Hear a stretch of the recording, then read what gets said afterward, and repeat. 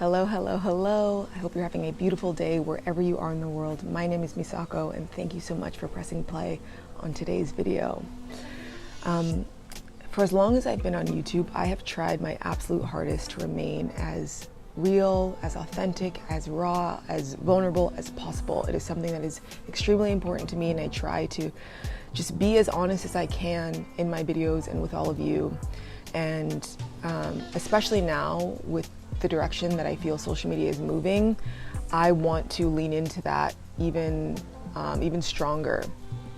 And yeah, just continue to be this honest and vulnerable person in this space. And for that reason, I want to make more of an effort, like with these videos specifically, to not edit them, to leave in the ums, the pauses, the moments where I'm trying to find my words, because that is the way that I communicate. That is the way that I speak. I'm not quick. It's not like cut. My thoughts are flowing that quickly. Like sometimes I need time. Sometimes I stutter. A lot of times I stutter. I don't always have the words. And I think in this next stage of my content creator, filmmaker career, I want to honor that. And so I'm going to try to record this video without any edits. I did take some notes, so if I'm looking down, that's what I'm looking at, but I don't even want to cut that out because I want to own the fact that I wrote my thoughts down before I sat down to record this video. So I just wanted to give that context because this video might move a little slower than my videos have in the past, and I hope that that's okay with you. So yeah, today I want to talk about home. For as long as I can remember, I have been fascinated with the concept, the feeling, the place of home. It's been my biggest source of pride, and at times it was my biggest source of shame. Maybe it's because I'm a Cancer, but this idea of home is, I think about it all the time. When I was younger, I would just look at homes online. I still do that today. I think the idea of someone inviting you into their home is one of the most loving gestures. If you can't tell, I'm back at the beach. I'm in Puerto Escondido, and my friend Chantey invited me to stay at her home while she was away. And I actually just sent her this really long voice note thanking her because, the trust that requires to open your space to someone when you're not there, just to do it in general. I'm so grateful, and I'm so grateful for this time and to be comfortable in her home. And so yeah, I've always thought about home, and I guess I want to start this video by explaining how I feel about home right now. No, I want to talk about how I've felt about home in the past, how I feel about home now, and then how I feel about home moving forward. Like I said, at times the idea of home was my biggest source of shame. I was always comparing what my home looked like as a child to what other kids' homes looked like. And it was different depending on where I was. When I was in LA, when my mom finally got her own place, it was a small apartment and filled with roaches and all of these things, but I was so proud of the fact that she was able to do that. She got us bunk beds, and that was a moment where I was so proud of our home and so proud of her. And I loved inviting my dance coach over and my friends. That was something that I always think about. That was her home that she was able to cultivate on her own. And then when I moved to Pittsburgh, we moved there so that she could actually buy a home, own land. And I was so proud of her in that moment as well. And we had a backyard and these things that that I had just seen on TV. It was we had finally been experiencing them. And it was wonderful. And then I started to meet the kids in my town and compare our home to what their homes look like, and what their idea of home was, and how big their home was in comparison to how small mine was. And then the shame came in, and it's always been something that I'm honestly obsessed with. And this idea of like, you only invite people into your home when you really trust them. Like, I was always fascinated by the fact that these kids would invite me into their home and they didn't really know me, but they were so open with it. Like, it was like nothing to them. But with us, like with my home, we had to prepare, you know, we had to make sure it looked a certain way, and I had to give my mom like ample notice, and like sleepovers at my house were such a big deal versus at other kids' homes. And when I'm saying this out loud, I think it's because my family, like, we took that so seriously, and we wanted to make sure we were prepared and had the food that we needed, and to make sure people were comfortable. We had the entertainment, snacks, whatever it was. Like, we took hosting people very seriously, and now I think I understand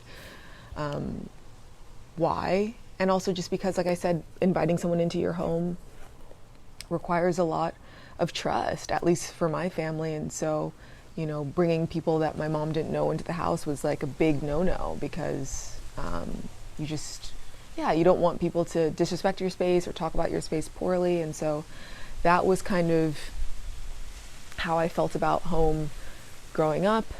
And then, you know, being able to like have my own apartment as a young adult, have my own space, my own room, like eventually my own bathroom. Like, I take such good care of these spaces because I really value that, and I know what it's like to not have your own space.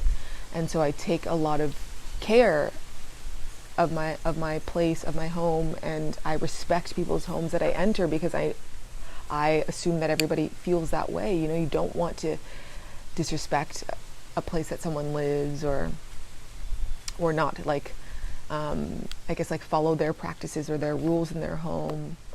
And I take that very seriously. And so, I think that, like, the places we call home deserve a lot of respect and care. And that's how I've felt about home in the past, and how I still feel about home in the present. And present day me, I think a lot of the reasons that, or maybe many of you who are attracted to my channel were drawn here because of my courage to redefine what home means to me, to explore what home can look like in other places. I feel like I'm saying home and home again. I need to find another word. But like, the idea that it doesn't have to be one place forever, and that you can build this safe haven and community in new countries, in new cities, and that's possible. And I think that's where I am right now. I'm in a place of wanting to redefine what home looks like for me. And I love Mexico City so deeply, and I've talked about this in my Japan video. Like, I'm so torn, because I do love that city, but I do find myself yearning to to just explore what home could look like in this next stage of my life. I think specifically right now I'm in this place of really wanting peace and solitude, and to be in nature, and to be with myself. And so the beach has really been calling me, because I can have all of those things. Not that Mexico City doesn't have those things as well, but I think it's a bit harder to find that, because it's a major city. It's loud, it's bustling. I have so many friends there, so I'm constantly wanting to do things. But here, I don't know many people. It is really quiet. I get to be with the water, and then get into my work and focus and be in this flow state that I haven't really been able to tap into in the city. And I think also, I just am in a place of really wanting to be with myself, not in a way where I don't want to embrace community or meet new people, but for me, solitude is something that I'm really seeking. And so, like, presently, that's kind of how I feel about home. I'm entering this space again of curiosity and wanting to see what home could look like in other places. And I'm also really fascinated with this idea of returning home. I'm reading this book actually called Welcome Home, ironically, that's all about like creating a safe home within yourself. And, you know, as far as like dance, returning home to dance, returning home to the ocean, because I feel like as fearful as I was of the water for so long, that is a place that feels like home to me. Returning home to myself, this newfound like alignment and confidence I feel post ayahuasca. It's like I'm coming into my body for the first time. I still have aspirations of going back home to Japan, a place that's part of my roots. And I would say that's probably like, yeah, where I am currently and where I want the next stage. So talking about the future, I want to really focus on the meaning of returning home. In the past, I think I was so obsessed with this idea of home and what that looks like. And now I'm more obsessed. We're becoming obsessed with this feeling of returning home. I want to make sure I didn't miss anything. Yeah. And I also want to mention that like where I am presently is I feel this deep gratitude for the home that I've built in Mexico City, for all the homes I've been allowed to enter. I'm so grateful to have access to a home that is so comfortable and filled with love.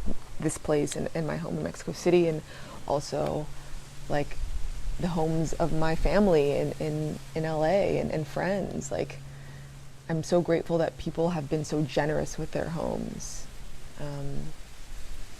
And so, yeah, that's just like something I've been thinking about a lot. And I'm curious to know what your perception or thoughts around home are, if any of this resonates with you. Yeah, it's interesting. I think depending on how you grew up, I think that has a really big impact on the way you feel towards this subject. I think for me, we had stability and then we didn't, and we moved around, and it's always been this thing that I've been sort of insecure about, or that was insecure, and then I felt insecure about. And I think that's why it holds so much weight in my life, because I know what it's like to not feel secure about your home. We always had a roof over our head, but sometimes it wasn't ours, you know? There was a period of my life where me, my mom, and my sister all lived in one room in my uncle's house. Shout out to my uncle for providing us with housing during a difficult time. But like, home has looked so different for me at so many different stages of my life. And I think now that I have control over what my home can look like, I don't take that lightly.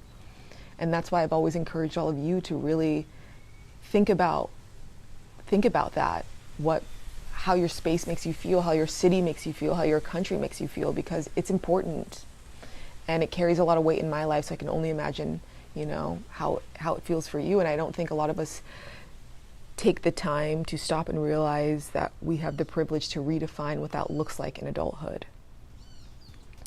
So I feel like I finally gotten my footing and like the words out in this video. It took me a long time to get here, but I'm here now, and I hope this message came across clearly.